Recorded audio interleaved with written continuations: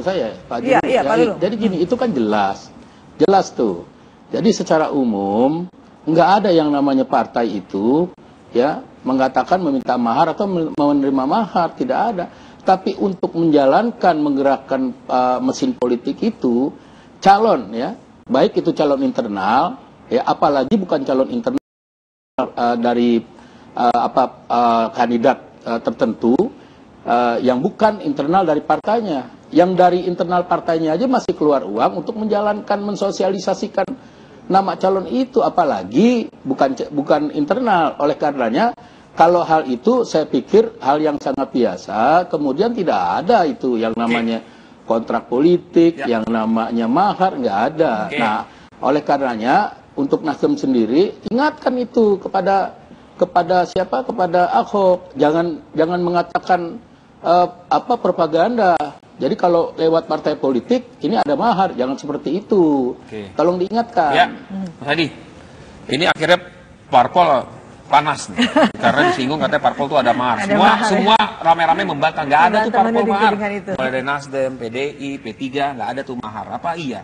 Memang nggak ada mahar itu, istilah itu. Pertama yang ingin saya katakan, pernyataan Pak Ahok ini cukup melukai suasana batin teman-teman partai politik. Nah, sebenarnya soal ongkos politik, mahar atau apapun, dalam praktek politik kita itu suatu hal yang wajar. Jangankan gubernur, bupati juga begitu. Bahkan setingkat RT sekalipun ada uang rokok dan uang kopi. Nah, yang membuat nggak nyaman adalah momentumnya, di mana saat Pak Ahok dalam tanda kutip menolak pinangan PDIP untuk maju di DKI Jakarta. Ini yang membuat suasana agak sedikit gaduh. Menurut saya prakteknya biasa-biasa saja, dan itu sudah menjadi rahasia umum. Apalagi untuk kandidat seperti Pak Ahok untuk nyalon sebagai gubernur.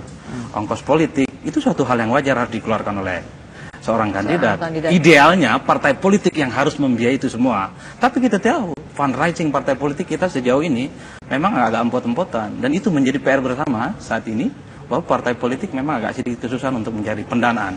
Apalagi memang ada kontrol yang begitu ketat dari KPK. Jadi tidak bisa kanan kiri dah dalam tanda kutip. Kira-kira memang senilai atau nominal itu memang kira-kira seperti itu. Seperti Ahok sampaikan, perlu biaya sekitar 100 miliar. Untuk ukuran gubernur bahkan di atas 500 miliar sebenarnya. Menurut saya suatu hal yang lumrah. Tapi ini nggak kemudian menjadi nyaman, karena lagi ada sedikit konflik batin sebenarnya antara Pak Ahok dengan teman-teman PDIP. Konflik batin? Konflik batin sebenarnya. Nanti kita tanya konflik batin, tanggapan dari Bang Effendi. Kita harus sejenak dan kita kembali di Kabar Petang saat lagi.